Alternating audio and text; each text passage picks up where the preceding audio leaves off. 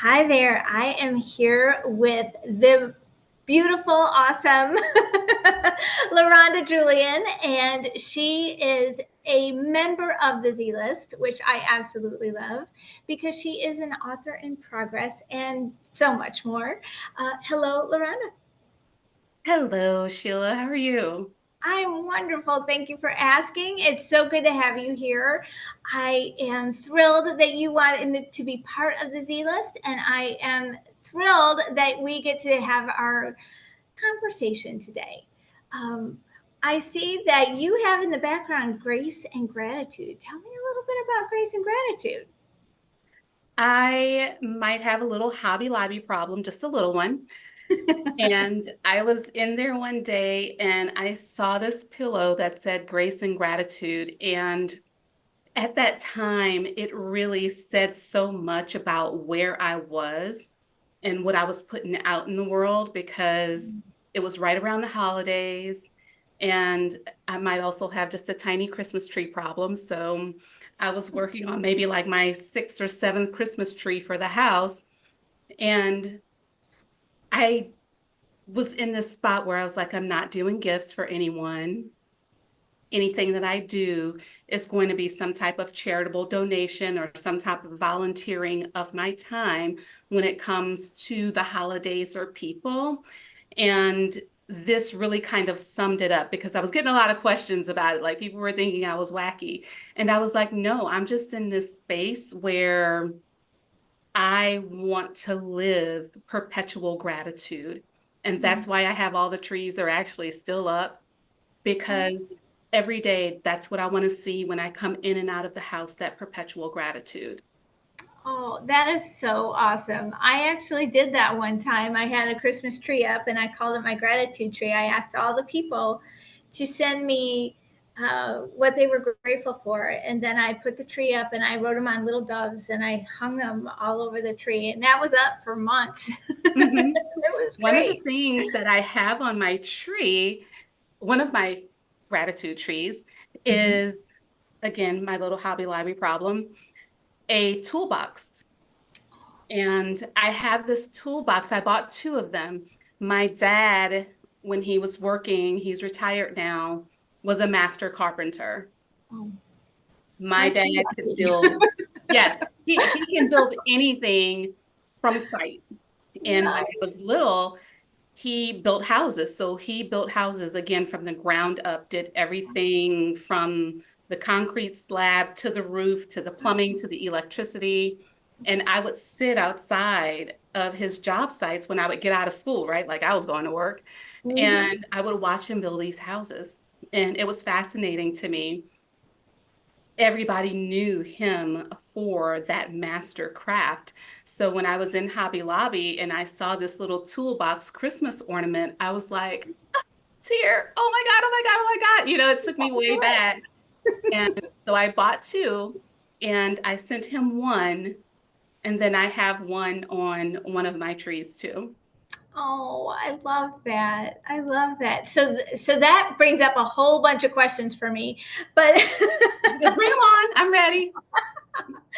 so I absolutely love that. And I love the, not only the honoring of him, but I'm guessing that your dad's profession and your comfort level at a construction site is actually kind of what started to lead you towards your given profession.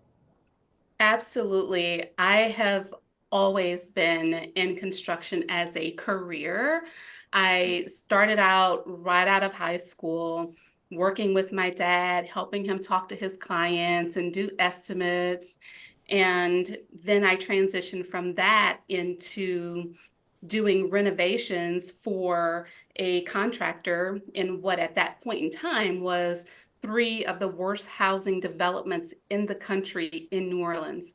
So there were 400 units that I had to do a front door to back door renovation. These units had been offline, which means they had not been lived in anywhere from 0 to 10 years. So it took me about 2 years to do that.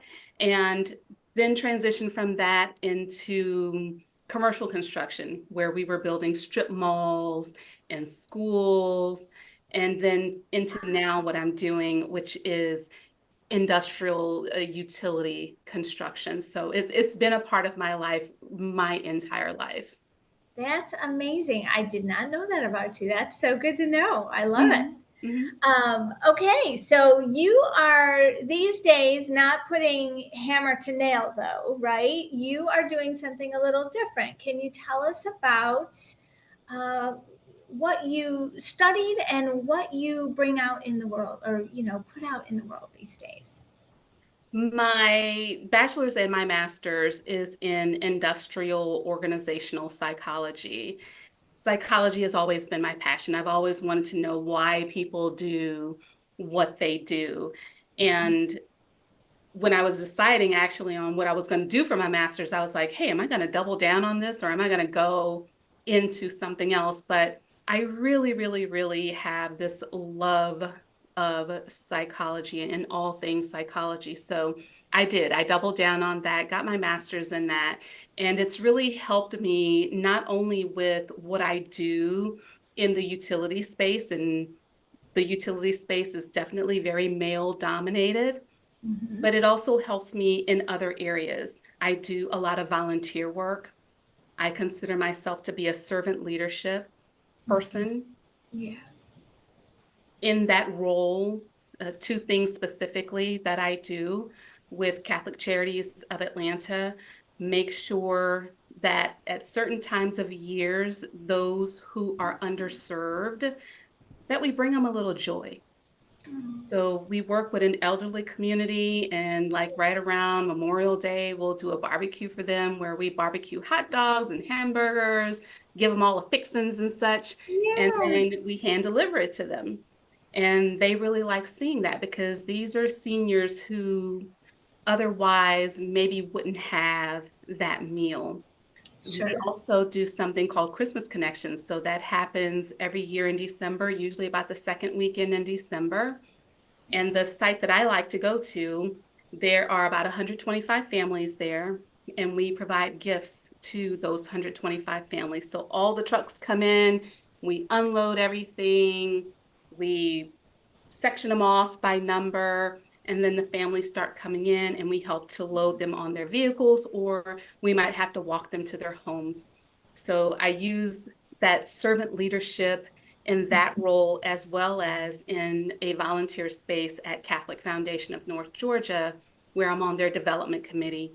And what that means is I make sure that Catholic schools and churches and ministries have the funding or the resources that they need to sustain themselves perpetually. Hmm. So that psychology comes into play in that. And Sure. most recently with that, I also started an endowment fund, and it's called the Julian Antoine Endowment Fund for Children and Adults with Special Needs. And I established that because I have a child who is autistic. So Okay. again, bringing in that psychology and how the brain and how people work. Right. And that fund is also going to help children and adults to have the medical resources that they need. Maybe they need therapy or Mhm. medicine, some Mhm. special equipment to help them. But all of those things, that servant Yeah. leadership, that psychology, definitely plays into that, as well as at work. I was just going to say, and let's not forget, I am pretty sure that you are a servant leader at work. I work in a high risk industry, Mm-hmm. and I work in a high reliability industry. And what that means is that we repeatedly, successfully do high risk tasks. So every day, all day, we are doing these high risk tasks, and we do them with a great level of success. And what I do with my people is I tell them, first and foremost, we want you to be safe. And Sure. I am here to provide the tools, techniques, psychological concepts, everything that you might need to be in the right headspace and to physically have the things in your environment to make sure that you come home at the end of the day the same way that you left home that morning. And that rapport that I have with them helps to provide some psychological safety, which means that if something is not right, they're going to come to me and they're going to let me know, and we're going to work through it to ensure that we're reducing any errors that could potentially occur. And it also creates a just culture, which means that we have set up some accountability and some responsibility on both the sides of the corporation and the individual. And that IO definitely helps to bring all of those things together. That's awesome. I love that. And I know that you're well respected in your field. Not only because I know people that know you, and that's how we met. Mhm, mhm. But also, I mean, I do get the chance to follow you, and you are out speaking more than anybody I've seen, or in a long time. Like, you are out and you are in the field, and you are teaching in all different places. And I think that that's such a beautiful thing, that you get to that more than one area gets to the benefit of your expertise. I love that, because one of the things that I talk to people about is these tools, these techniques, these concepts, they're not just things that you use in safety. They're not just things that you use in these high risk industries. These are things that you use at home. Don't learn this here and then go home and have an accident or an incident because you're like, yeah, we just use that there. This is not going to help me here. So when I go out and I facilitate, moderate, inform, teach, instruct, any of the adjectives that you want to use, I make sure that I give an example of how this can be applied in the workplace, as well as how this can be applied at home. And I also work where I'm in the office sometimes and I'm in the field sometimes, which means outside of the office, right? Right. And so a lot of times my office people can be like, I'm here in the office all day. This isn't going to help me. Well, why are you telling me this? And then I start telling them the stories. Mhm. I start relating it to the work that they do. Conversely, when I'm in the field with my folks, I'm doing the same thing with them. I also kind of, what is my jam kind of recently, I have been applying that to different industries.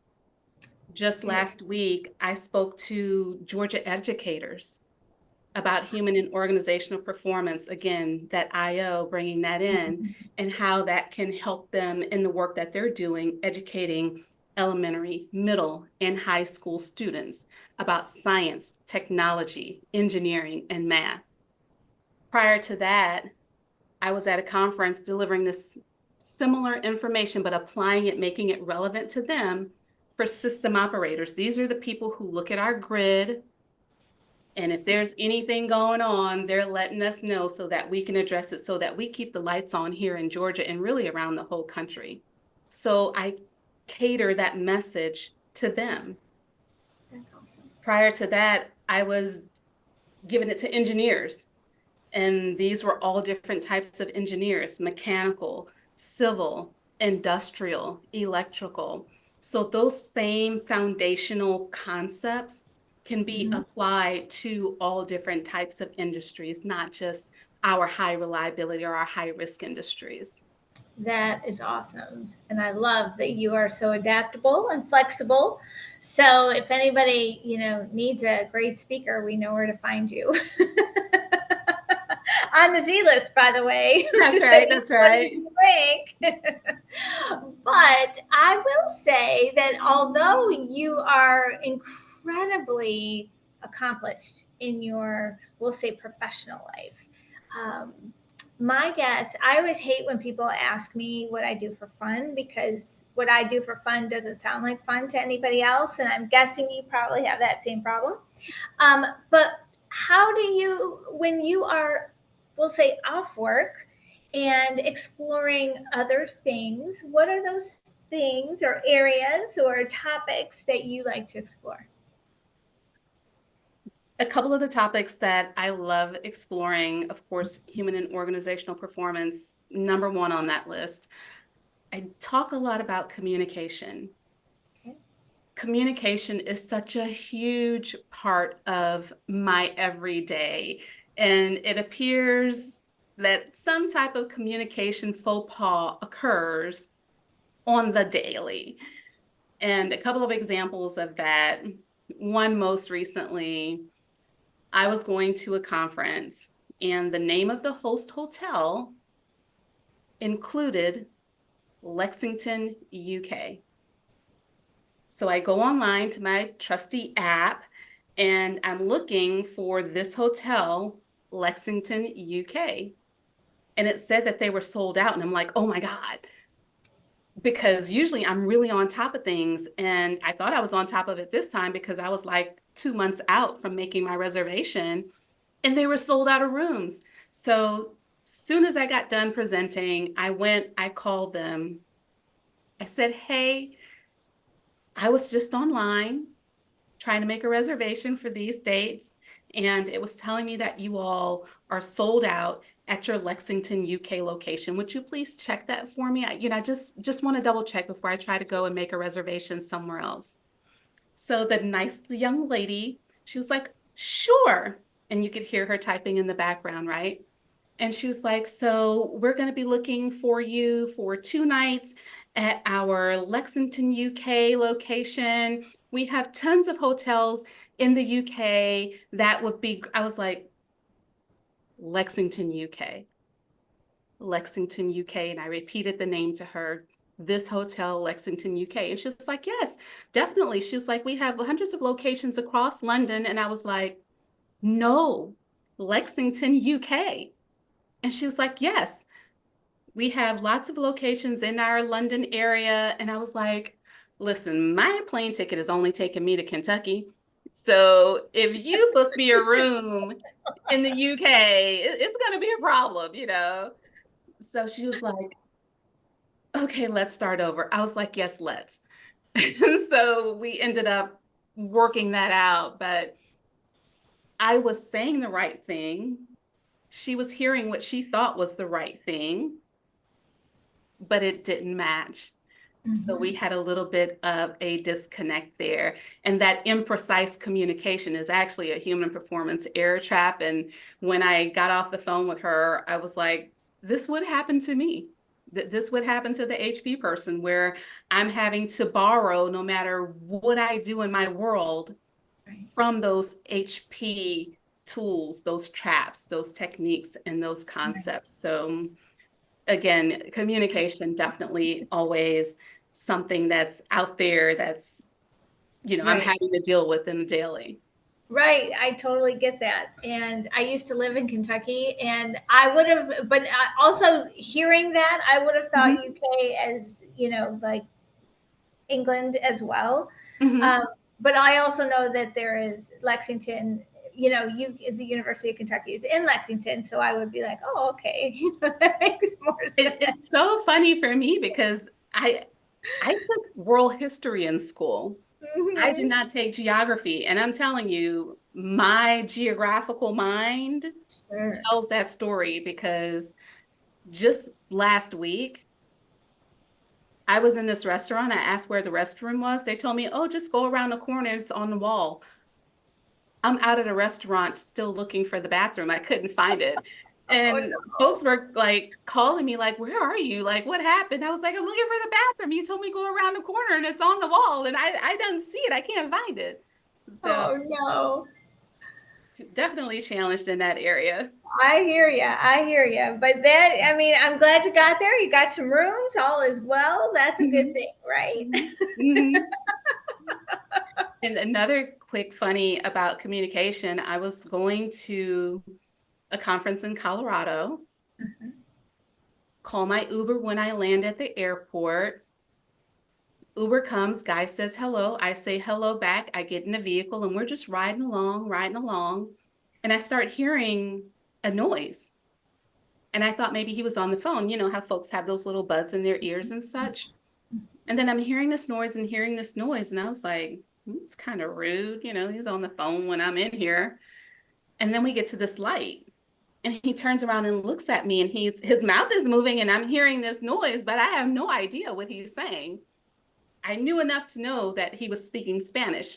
So I was like, no Espanol. He was like, oh. And so I pulled up my trusty Google Translate, and that's how we were able to communicate back and forth on the way to the hotel.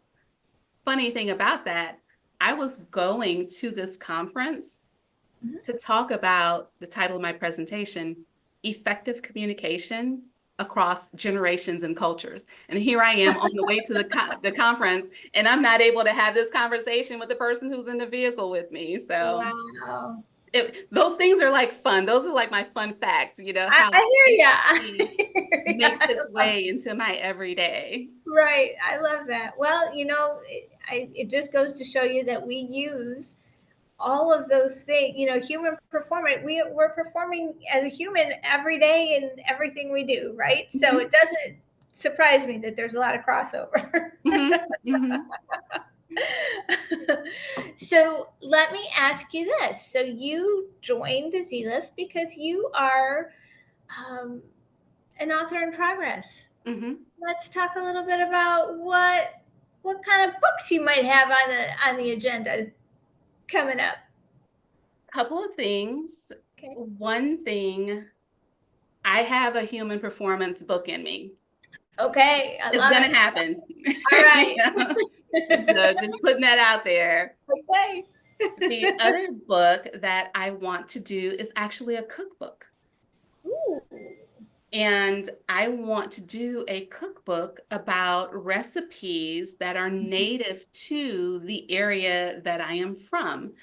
And in that book, I also want to incorporate things about the culture, such as the music and the people and the artifacts, and not just this is the recipe, but this is kind of how it has progressed through the years. And now this is how we do it because we've got all of these fancy spices or access to all of these different meats or foods. But I want those recipes to be as true to the originals as possible. So, in coming up with the recipes for this book, in addition to things that I know because I grew up on them, I also want to make the trip and document the trip to the different areas and capture some of the feedback from the people and take some pictures to include in the book of the land of the area. So, kind of embracing everything about the food and the culture. I love that idea. Mhm.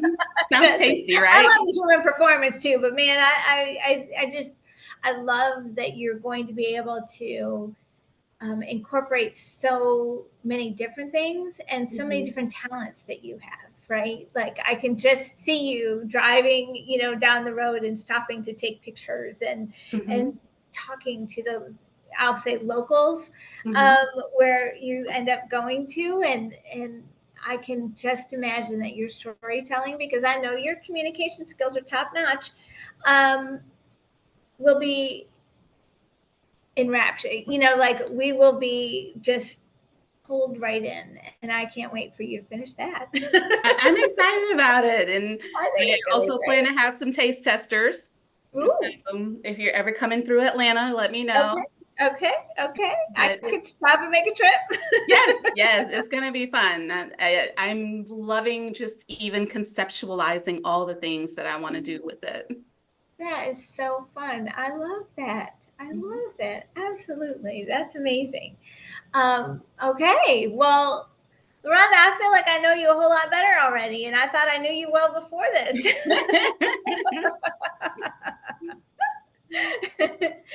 Let me ask you this. If there Mhm. was one thing that you wanted people to know about you, what would it be that you haven't shared with us already? I am very intentional I'm very purposeful. I'm very passionate about those things that are near and dear to me. And I talk a lot about HP. I talk a lot about communication. I talk a lot about culture, but I want people to know if I am in it and if I am with you, we are going all the way. And with that communication and culture and people and performance, one of the things that I did was I started practicing my French. Oh, French is my family's native tongue. okay. Right now, maybe this is a fun fact that we didn't think of before. Right. I have almost a 1,200-day streak on my language learning app. Wow. So in my book, I'm also going to incorporate some of that French, some of that native language with some of Cool. these recipes. So I am in it. I love it. That is amazing. Okay, tell us something in French. Okay, I love all bonjour of your French. Sheila. Comment ça va? Ça va bien, merci. Oh, I want to tell you, I took in my eighth grade year, I took a year of, and I think that's probably all I remember and how to count to 10. That's yes. 1, 2, 3, 4, 5, 6, 7, 8, 9, 10. Yes. so I do. Yeah. But that's amazing. Okay. I feel like I accomplished something today, but And when we were saying okay, if yes. you want to say okay in French is d'accord. So Oh, D say that apostrophe again. A C C O R D. D'accord. Decor. D'accord. Okay. I Mhm, love it. Okay. mhm. That sounds so much more, like sexy than okay. Yeah. There was like this one area of it where it was like, do you want to do some uncommon but common phrases? And that was a wild ride. I thought I'd Okay. really stick to the basics and make sure that I was very conversational because Oh, when I'm going down into South Louisiana, a lot of my people still speak French. that's awesome. And in order for me to be able to communicate with them, going back to Mhm. communication, because again, it's Right? just everywhere around me, Yeah. I want to be able to do that in their language. I love I don't that. want them to have to come around to me. I want to come to them. That's So amazing. that's another reason why, again, I'm just all in it. I'm totally consumed. I'm totally excited, happy, passionate, purposeful about this thing that I plan to do. Girl, you're like radiating right now. Like you can see the energy. Like it's a Mhm. beautiful thing. You are just beaming. So there was definitely a little, not that there wasn't that before, but there's definitely a shift when you start talking about what your plans are. Thank Um, you. and I love that. So Or I wish merci, right? right, merci. Mhm. um, any plans to go to Paris after that or France? Well, I would love to go Okay. to Paris, Mm-hmm. but I would also love to go to Italy. Yeah. I want to go to Rome Mm, because I want to mhm. go to the Vatican because Vatican. I it's was just, just gonna again, a say. part of who I am. Sure. But would definitely love to go to France and be able Mhm. to communicate Yeah. in French to the French people. That's And amazing. this conference that I was just at last week, there's an individual, actually, there's a lot of folks that were there from all across the world. Specifically, this one guy that I know, he lives in Bahrain now, but I can practice talking to him because he's lived all over the world, Ireland, Scotland. He's again in Bahrain right now. He's been in Madagascar. He's just Ooh. been everywhere. And I love this about him, right? And so when I see him at these conferences, or if I have an occasion to be on a webinar with him, I'll Mhm. always sneak in the chat and be like, bonjour. And we'll have our little conversation there. Yeah. So, yes. I love that. I love that. Absolutely. Oh my goodness, that's going to be fun. Um, Mhm. now we just have to, get your book done, and then you can take it with you, and you can do Yes. book signings across, the globe. And I how love wonderful this. would that Let's do be, it. right? That's awesome. That's awesome. And I hear that you write poetry. I do. Tell me a I little bit about do. your poetry. My poetry is very personal. It's very passionate. It's very much tied to my emotions, how I feel about things in that moment. So very much like a true artist, I can be driving down the road and it hits me. And then I'm Yes. in my notes on my phone jotting it down. Mm-hmm. Most recently, I was watching this movie. I started watching it on a plane and I only got through like the first 30 minutes and I was like, I have an idea. The muse has entered this. and so I was like, okay, when I get back on a plane, I'm going to finish watching the rest of the movie. Well, lo and behold, I get back on the plane to go home, and the plane does not have TVs in the headrests. I was like, this is just unacceptable. Just unacceptable. First world problems, I know, I but was just gonna say first first world world problems, but totally unacceptable. Like, how dare you? So I go home, and of course, it's going to be on cable, right? Well, no. I was heartbroken because problem. how am I now going to see this movie? And so I'm looking everywhere for it. I don't even know how God made this happen, but I'm just here at home a couple of weeks ago. I speak into my voice remote and I say the movie's name, and it comes up and it says, free to watch for you on these channels. And I was like, what? So yes, give me. I turn on the movie and I sit there, the 2.5 hours that the movie goes on, and I'm just like enthralled. I am all in it. It took me through such a wide range of thoughts and emotions. And I'm in my notes the whole time because it was also something that I needed. Like I needed to feel something, and that movie gave that to me in that moment. And I was able to push out like 2 or 3 poems after watching that. So, Wow. yes, that Okay. I love poetry and it comes to me in so many different ways. So, anything that you might read from me, just I'm hoping that you can read it, that you can receive it, that you feel that moment that I was in, and then it also gives you something as well. Oh, that's beautiful. Well, I have the feeling that you might be able to incorporate some poetry on your after your trip Hmm. to, New Orleans and back home, if you will. Hmm. Um, and I'm sure that there's going to be plenty of inspiration there. Absolutely. That's awesome. I love it. Let's read some poetry while we're eating that good food, Yes, yes. right? As a matter of fact, when you make your trip through Atlanta, we can make it a taste testing, poetry I reading. love it. I Yes, love it. I yes. love it. I Just love it. bring it all in there. Let's do that. All right. Well, we will definitely have to keep track of you and all of your progress. And maybe when books are finished, you come back and Mhm. tell us all about those and where we can get them and all that good stuff. But I am so glad that we got a chance to chat today and learn more about you and find out, kind of what makes you tick.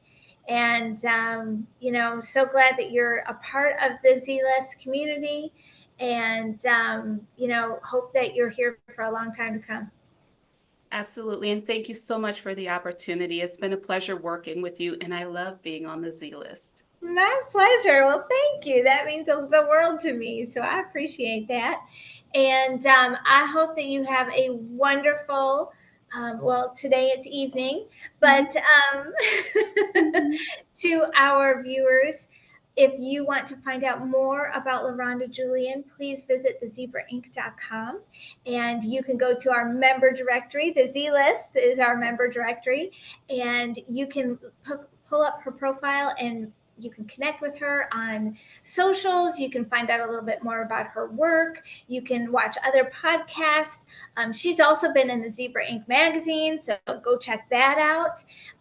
So we've got her covered, and so definitely go visit her on the Z List at www.thezebrainc.com, and that's always Inc. with a K. Well, thank you so much for being here, LaRhonda. We appreciate it so much. And thank you for watching, and bye for now. Bye.